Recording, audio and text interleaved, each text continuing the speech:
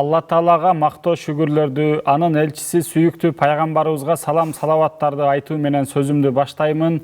Манас телеканалында куттуу Рамазан берүүсү, алып баруучулук кызматта мен Уланбек Калмырза уулу. Саламатсыздарбы?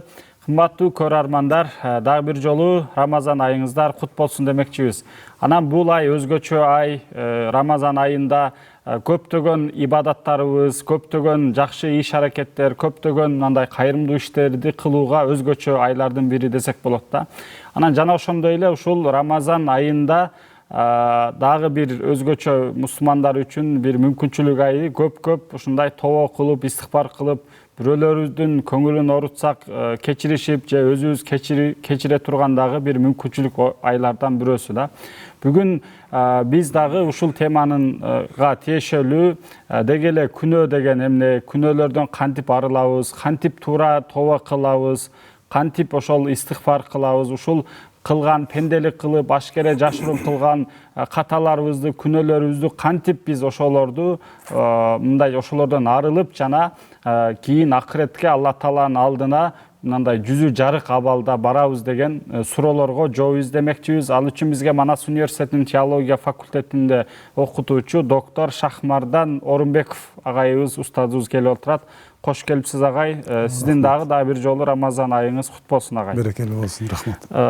Эми агай, деги эле бул өзгөчө ай деп атпайбызбы Рамазан айындачы? Деги эле Рамазан ушунча ичине толтура берекеттерди, толтура жакшылыктарды ичине катып койгон экен да. Анан ошолордун бирөөсү бул ошол тобо кылып, адамдарга кечиришип дегендечи. Анан өзгөчө эле ошодон мурун эми инсанбыз да, пендебиз, табиятыбыз да бар, потенциалыбыз да бар. Деги эле күнөө деген эмне, кантип адамдар ошондой күнөөгө батып алат, канчалык кылбайм десе деле кээде күнөөгө түшүп калабыз ушундай жаман иштерге. Ушунун деги эле кимден баштап бул башталды, бул балекет же бул оору дейинчи, качандан баштап бул же атам замандан баштап барбы? Ушулардан баштап берсеңиз агай. Ассаламу алейкум ва рахматуллахи ва баракатуху. Мейримдүү, ырайымдуу жараткан Алла Таалага чексиз мактоо, пайгамбарыбыз саллаллаху алейхи ва салламга салам салаваттарыбызды айтуу менен сөзүбүздү баштайлык. Урматтуу көрөрмандар, жалпы калайык журт, кармап жаткан орозоңуздар кабыл болсун, жасап жаткан амалдарыңыздар кабыл болсун, руханиятыбыз бийиктеп, Алла Таалага жакын бололук. Мына ушул касиеттүү Рамазан айы бизди Алла Таалага дагы да жакын болууга мүмкүнчүлүк берет. Мына ушул айда биз күнөөлөргө тобо кылып, истигфарды көп айтып, Алладан кечирим тилесек, Алла Таала кечиримдүү, мейримдүү зат. Бүгүнкү биздин темабызда мынакей Уланбек агай сиз айтып суроо бердиңиз. Ошо күнөө деген эмне, күнөө деген качан башталган? Бул суроолорду негизи изилдеп карай турган болсок, адам баласынын жаралышынын башатынан башталат да.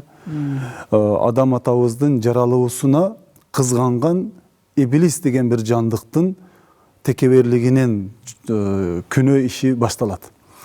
Алла Таала ошо адам атабыз жаратып, топурактан жараткандан кийин турпат берип, ага ва нафахту фихи мин рухи фақауда лаху сажидин.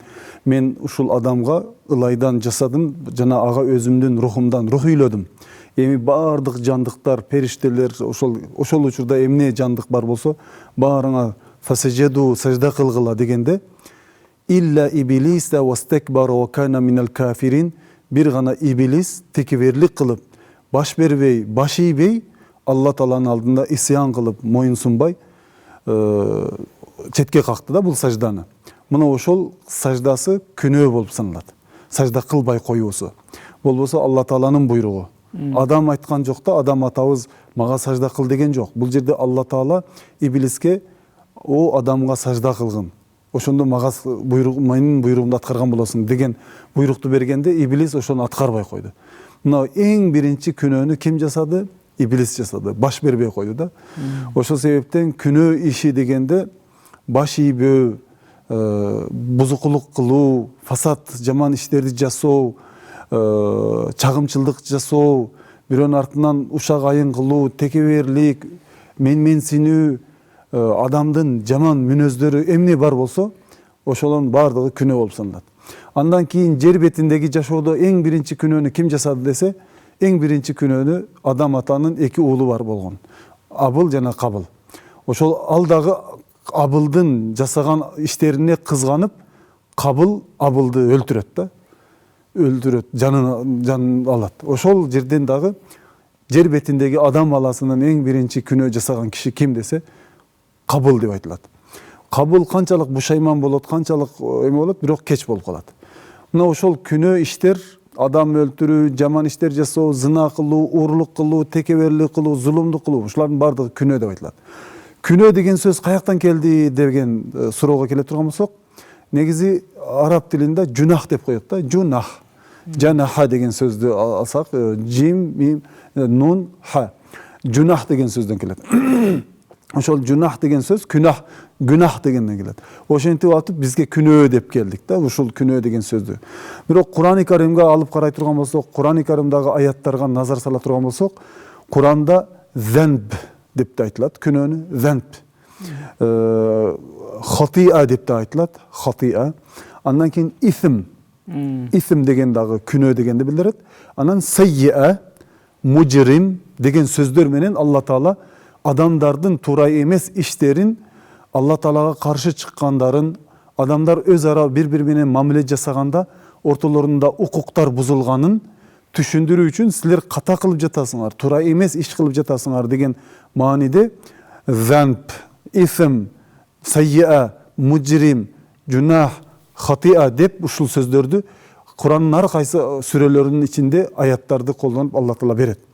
Пайгамбар саллаллаху алейхи вассалам хадистеринен да алып карай турган болсок, сүйүктүү пайгамбарыбыз бир хадисинде куллу буни адама хаттаун ва хайрул хаттаина таввабун. Ар бир адам баласы ката кылуучу, ката кылгандардын эң жакшысы катасын мойнуна алып, мен туура эмес иш кылдым, ушуну эми мен Алладан кечирим сураймын деп, ошол кылган ишинин бушаймандыгын тарткан, эми ушул күнөөнү кылбасам жакшы болмок эле, кана эми ушуну мен жасабай өмүр кечиргенимде аттин кылбасам деп бушайман болгон адам ката кылуучулардын эң жакшысы деп айтат да. Куллу буни адама хаттаун ва хайрул хаттаина таввабун. Бул жерде ошо пайгамбарыбыз бардык адам баласы ката кетирет, күнөө жасайт, туура эмес иштер жасап алат. Бирок жасаган ишине тобо кылган, бушайман болгон, катасын түшүнгөн адам ката кылуучулардын жакшысы деп айтат да. Бардык адам баласы ката кетирет дегенде, бул жерде кашан ичине, же болбосо тырнакчанын ичине алып өтөлүк, пайгамбарларга Алла Таала исмат деген сыфат берет да, исмат. Ошол күнөөдөн тосот, күнөөдөн коргоп койгон да.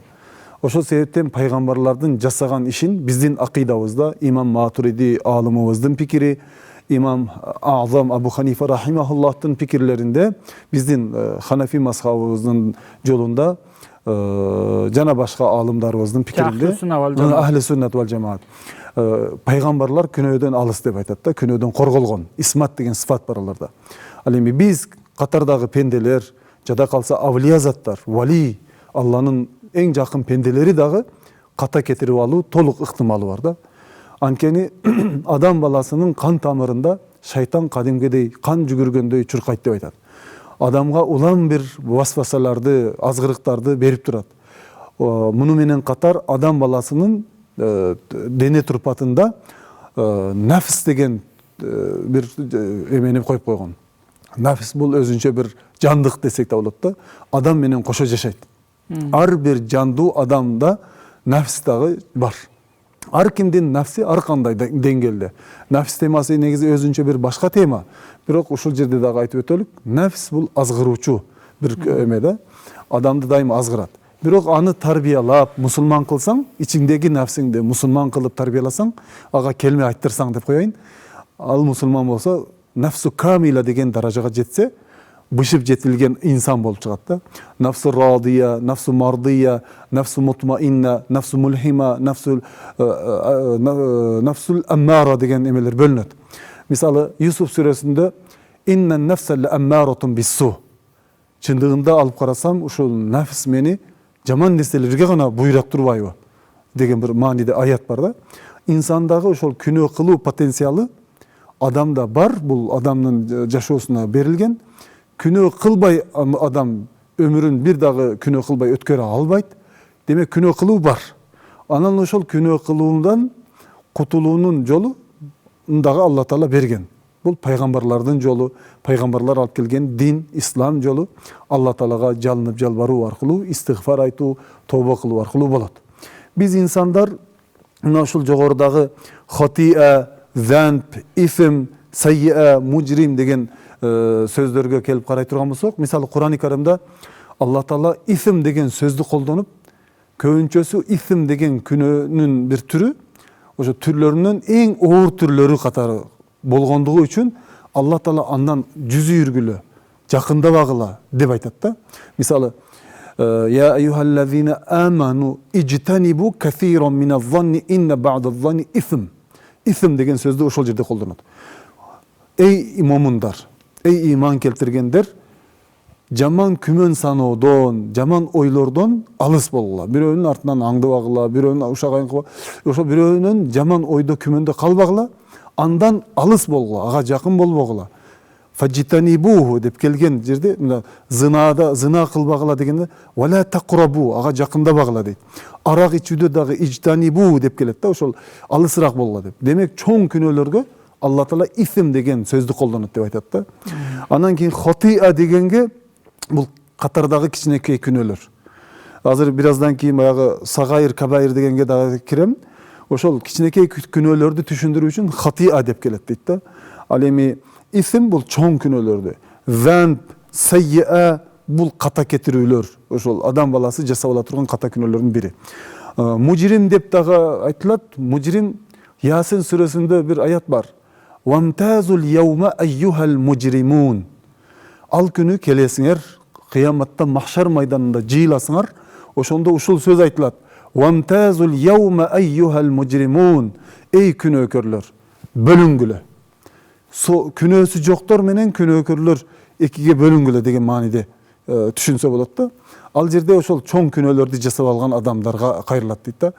Күнөөлөр, эң чоң күнөөлөр кайсы нерседен башталат десе, ширктен башталат. Ал кечирилбей турган чоң күнөөлөрдүн бири. Негизи мынакей сагайыр, кабайыр деп күнөөлөрдү экиге бөлөбүз. Чоң күнөөлөр жана кичинекей күнөөлөр. Кичинекей күнөөлөрдү Алла Таалам биздин момун мусулмандардын бир амалдан кийинки жакшы амалдарды жасаган учурубузда Алла Таалам күнөөлөрүбүздү кечирет. Мисалы, бир Рамазандан кийинки Рамазанга чейинки аралыктагы күнөөлөрдү, майда барат күнөөлөрдү Алла Таала бул орозо менен кийинки келген орозонун ортосундагы майда барат күнөөлөрдү Аллах кечирет. Эгерде күнөө ошол Рамазандын соовуна чын ыхластан ишенип Алла Тааланын ыраазылыгы үчүн орозо кармай турган болсок, анда күнөөлөрүбүз кечирилет. Анан bir umradan kiyinki umraga, bir acılıktan kiyinki acılıkka, bir namazdan kiyinki namazga, uşul siyaqtu bir sadakadan kiyinki sadakanın ortasındağı, uşul siyaqtu jakşı amaldарды atkaruu arqıluu mayda barat күнөөлөр keçirilet. Aga tooba şart emes деп айтылат алымдарыбыздын пикиринде. Майда барат күнөөлөргө тооба кылбайлы, улам жакшы амалдарды аткарып кете берсең, юбаддилуллаху сайyiatihim hasanat деп келет да аятта. Аллах Таала кааласа, пендесин күнөөсүн кечирип койсо, эгер кечирем деп кааласа, пендеси эгер жакшы амалдарды аткарып, илля мен амана ва амила амалан салиха, тооба кылып, жакшы амалдарды аткарып, чын ыхластан берилүү менен ыйман келтирген пенделеринин жасаган амалдарынын урматына юбаддилуллаху сайyiatihim hasanat Фуркан сүрөсүндө айтылат да, алардын күнөөсүн соопко которуп коет.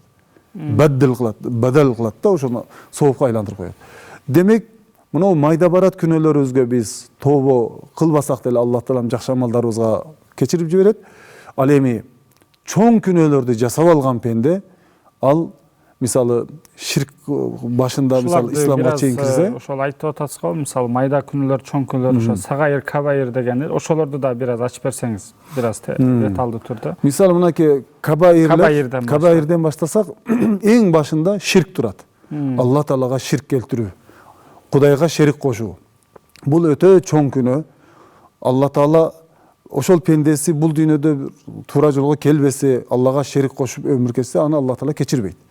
Андан башка ата энеге исян кылуу, зына иштерин жасоо, никесиз жакындоо, уурулук кылуу, бирөөнүн артынан гыйбат кылуу, адамдарга зулумдук кылуу, мазлумдун акысын тебейлөө, бир туугандар менен алакасын үзүп салуу, жана башка ошондой эле 5 вакыт намазын парз болуп турганын билип туруп, парыз болгонуна карабай аткарбай коюусу да бул чоң күнөө. Мисалы ислам динибизде 5 түркүк бар болсо, ыйман келтирүү, намаз окуу, орозо кармоо, зекет берүү, ажылыкка баруу, ушуларды аткарбай мойнунда парыз болду, мүмкүнчүлүгү жетип турат, бирок аткарбаса, бул дагы күнөө болуп, чоң күнөөлөрдүн катарына кирип калат. Ал эми кичинекей майда барат күнөөлөр дегенде бирөөнү капа кылып аласың. Кокусунан да бир туура эмес мамилелер, адамдардын ортосундагы муамалат маселелеринде адамдардын көңүлүн ортуп, же болбосо кээде туруп эле ачууң келип калат. Бирөөгө катуу сөз сүйлөп аласың. Колуң шилтеп, кыйкырып, кабагыңды келиштирип, кабагыңды бүркөп туруп, адамдын жүзүнө карап, жүзүн кызартып, анын кемчиликтерин айтып баштайсың. Майда барат күнөөлөр ушу сыяктуу да. Ал эми бирөөнүн акысын жеш, зулумдук кылуу, урлук кылуу, булар чоң күнөөгө кирет албетте. Эми күнөөлөрдүн эмесин мындай тизмегин, кезеги менен кээ бир аалымдарыбыз 40ка жеткирген чоң күнөөлөрдү. Ошо чоң күнөө ширктен баштап бир четинен эсептеп келгенде 40тан дагы ашуу ушундай бир тизмектешкен. Ал эми майда барат күнөөлөр инсан катары билип билбей жасаган турмушубуздагы толтура майда барат күнөөлөр бар. Ошол күнөөлөрдү жасаган учурда негизи Аллах кааласа тобосуз эле кечирет. Бирок биз мусулман катары имам Азам Абу Ханифанын бир сөзүн окудум элем. Кафырга дейт да, Кудайды четке каккан адамга, кафыр деген Кудайды четке каккан адам, ага ыйман келтирүү парыз дейт да. Ыйман келтирүү парыз. Ал эми момун мусулманга, күнөөкөр пендеге жакшы амалдарды аткарып, улам тез тобо кылып туруу мойнундагы парыз дейт. Күнөөкөр пенде тобо кылыш керек. Ал эми тобо кылбай туруп өмүр кечирсе, мусулман катары Алла Таала аны өзүнүн пендеси катары кааласа кечирет. Бирок жасаган амалдары, күнөөлөрүнүн жазасын тартмайын бейишке киргизбейт да. Ошондой. Негизи эле баягы демек эң алгачкы ошо маклук иблистен баштадык, эми ошол иблис дагы адамдарды азгыруучу напсеси бар дегендей, анан биринчи адам атанын балдарынан баштап, эми натыйжада биздин баягы табиятыбызда ошондой туура эмес ката кетирип алуу же күнөө кылуу мындай нерсе бизде бар экен да, магай натыйжада. Анан жогоруда айттыңыз го, мисалы пайгамбарлар сыпаты менен сыпатталган, алар күнөө кылбайт депчи. Анан бизде ушундай бир тема бар эмеспи, акыйдада, каламда, эгерде адамдардын немеси дейт, адамдар менен периштелердин кимиси мындай артыгыраак деген мына даражаландырганда, адамдардыкы, мисалы пайгамбарлар периштелерден артык, себеби алар же болбосо адамдардын олуялары дагы бир аз ошондой да талаштар бар. Бул себеби ал күнөө кылганга потенциалы, мүмкүнчүлүк болуп туруп, өзүн тыйып кылгандыгы үчүн дагы мисалы ошол нерсеге жетет депчи. Анан эми албетте кабайыр чоң күнөөлөр, кичине майда барат күнөөлөр бар. Бул эми Алла Таалага да, бирок адамдарга да биз мындай күнөө кылып атпайбызбы? Кээде оорутуп, мисалы адамдарга акысын жеп атабыз, аларга же болбосо мындай жала жаап дейли, ушокшогон адамдарга дагы күнөө кылып алабыз да, мисалычы. Анан агай тобо дедиңиз, ошол тобонун шарттары, тартиби боюнча да айтып берсеңиз, мисалы кантип мисалы кылып алдың күнөө пенде катары, канткенде туура тобо кыла алабыз, мисалы ошол пенделик кылып, инсандык кылып алган туура эмес күнөө иштерибизге кантип мындай тобо кылабыз дагы акыретте, махшарда Алла Тааланын алдында жүзүбүз жарык чыга алат. Ошонун тартиптерин айтып берсеңиз. Ооба. Бул күнөө дегенде ошол күнах, күнөө, жаман иш баары күнөө да. Адам баласынын негизи Алла Таала шарафаттуу кылып жараткан инсанды. Валакад каррамна бани Адам. Биз адам урпагын эң ардактуу кылып жаратканбыз дейт да. Валакад халакнал инсана фи ахсани таквим.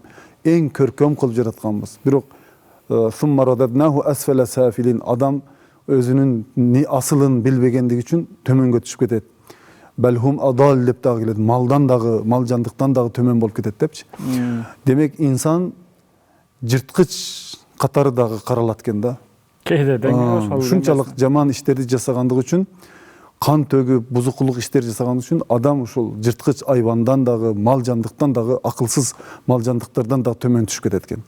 Бирок жакшылыгын сактап, асылына кайтып, адам экендигин унутпай, күн сайын адам болууга аракет кылып, Аллах деп турса, пайгамбардын айтканын аткарып турса, динин бекем карманса, адамдарга пайдалуу ишти жасаса, эч кимге зыян бербесе, ал ахсани таквим, жана жогоруда өзүңүз айткандай, периштелер менен адамды салыштыра келгенде, жакшы инсан, жакшы Аллага жаккан адам, периштелерден даражасы өйдө дагы болуу толук мүмкүн дейт да.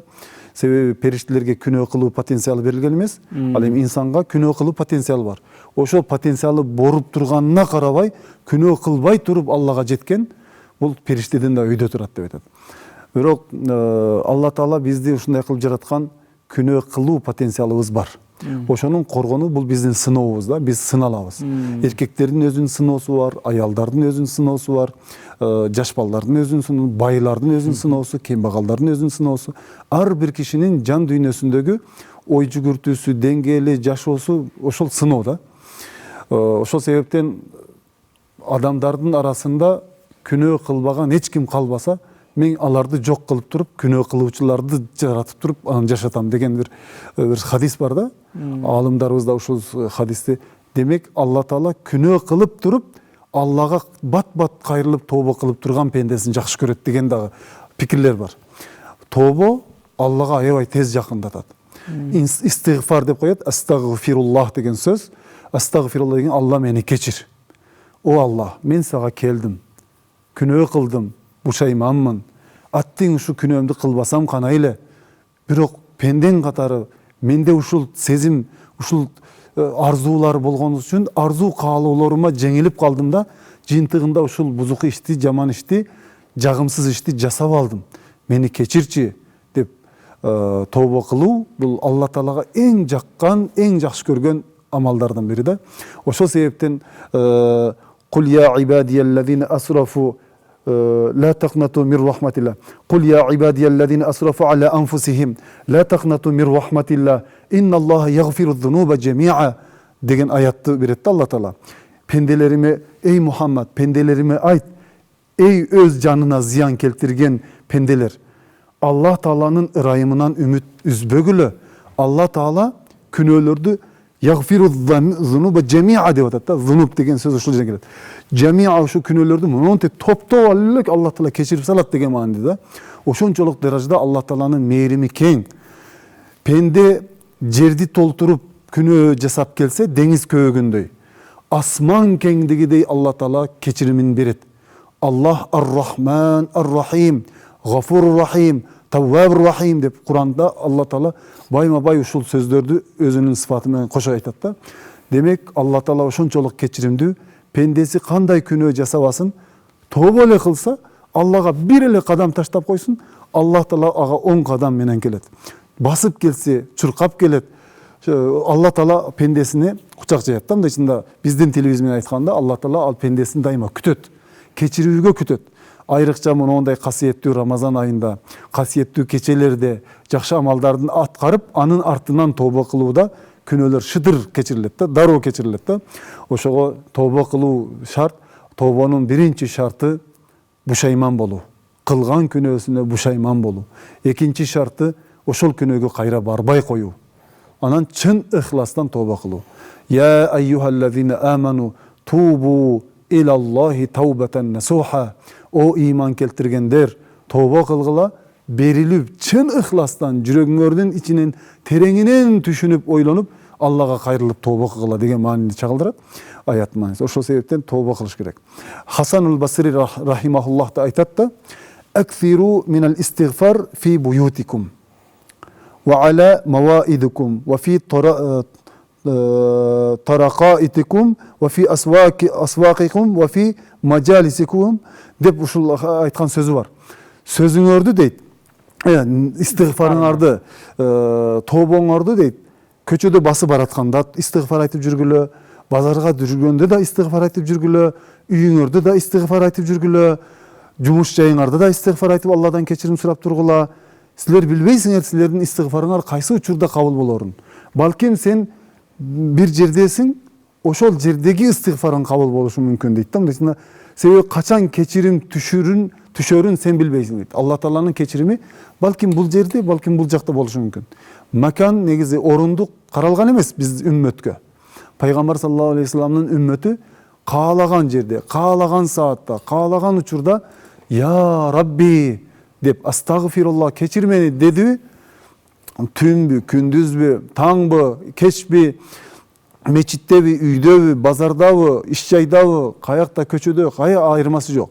Истигфар кылдыбы, Алла Таалам тообасын кабыл кылат, кечирет. Пенденин тообасы кечирилгенде жүзүнө нур пайда болот. Ырыскысы көбөйө калат, көбөйө баштайт. Юрсилис самаа алейкум мидрара деп келет да бир аятта. Аятта айтылат, истигфар кылгыла дейт, Нух сүрөсүндө. Истигфар кылгыла, ошол истигфарыңардын артынан юрсилис самаа алейкум мидрара ва юмдидукум деп келет. Ошол асмандан жамгырларды берем, береке жаадырам деп айтып атат да. Истигфар аят сөзүнөн кийин ойумдедекум деп келет, ошол жамгырларды, берекени жаадырам деп келет.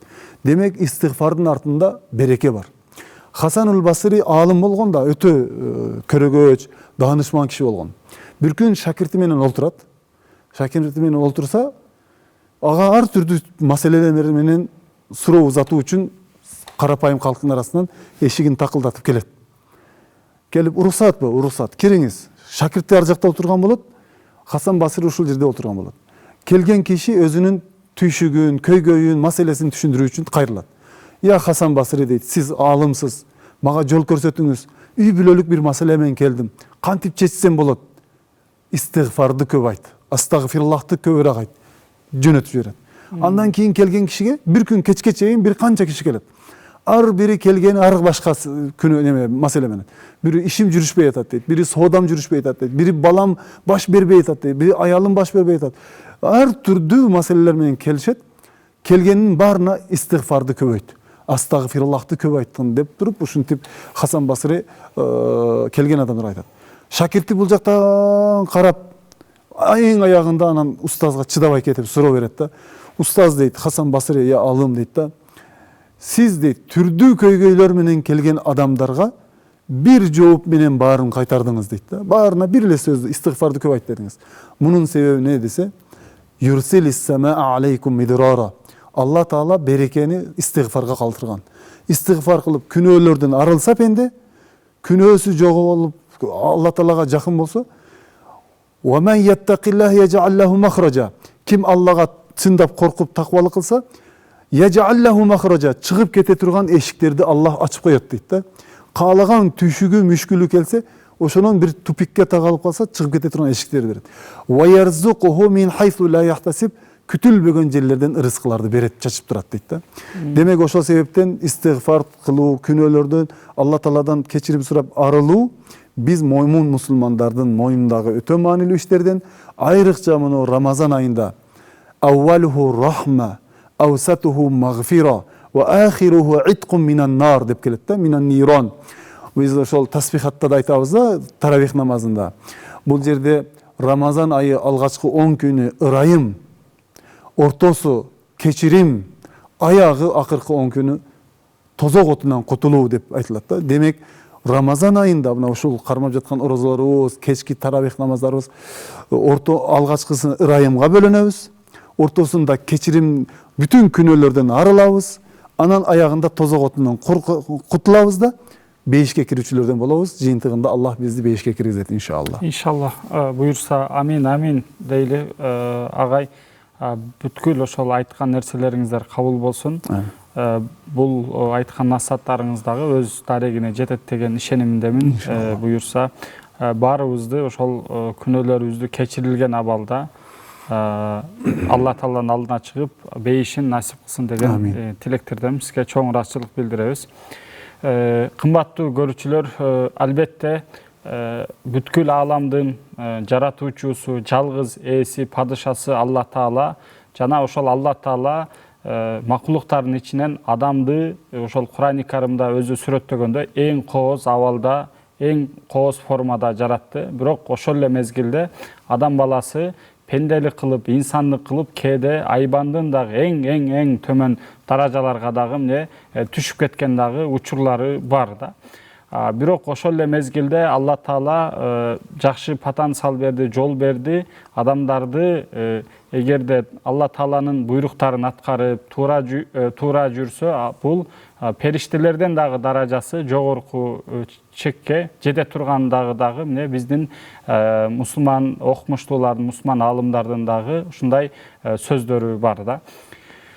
Албетте биз пендебиз, алсызбыз ошол эле мезгилде. Кээде ошо ашкере жашыруун билип билбей, кээде жыгылабыз, тайгаланабыз, бирөөлөрдүн көңүлүн оорутабыз. Бирок ошол эле мезгилде Алла Таала ошол бир жылда 12 ай болсо, 12 айдын бир султаны катары, 12 айдын бир өзгөчө айы катары бизге Рамазан айы берди. Ушул Рамазан айында эгерде Алла Тааланын акысы болгон күнөөлөрдү, каталарды кетирип алсак, Алла Таалага күн түн дебей, өзгөчө бул күндөрү кадыр түндө болсун, башка учурларда таравих намазда бүт учурда Алла Таалага истигфар кылып, тоба кылып, ошол күнөөлөрүбүздү кайталаганга бир мүмкүнчүлүк бар.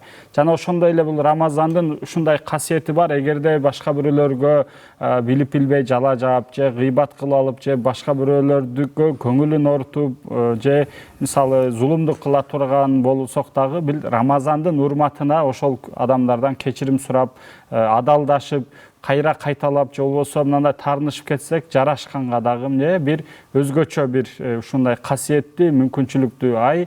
Ушул Рамазан айы дагы бизге эмне себепчи болот, жана ортомчу болот да. Андыктан ушул Рамазанын ичиндеги мүмкүнчүлүктөрдү, шанстарды пайдаланып, толтуруп, ошол максаттарыбызга жетип алсын деген аруу дуа тилектер менен бүгүнкү берүүнү жыйынтыктайбыз. Алып баруучулук кызматта мен Уланбек Калмырза уулу болдум. Бардыгыбыздын Алла Таала күнөөлөрүбүздү кечирсин, жана акыретте макшар майданында өзүнүн бейишин насип кылсын, жана жүзүбүздү жарык кылсын деген изги тилектер менен бүгүнкү берүүнү жыйынтыктайбыз. Эмки берүүлөрдөн көрүшкөнчө сак саламатта туруңуздар.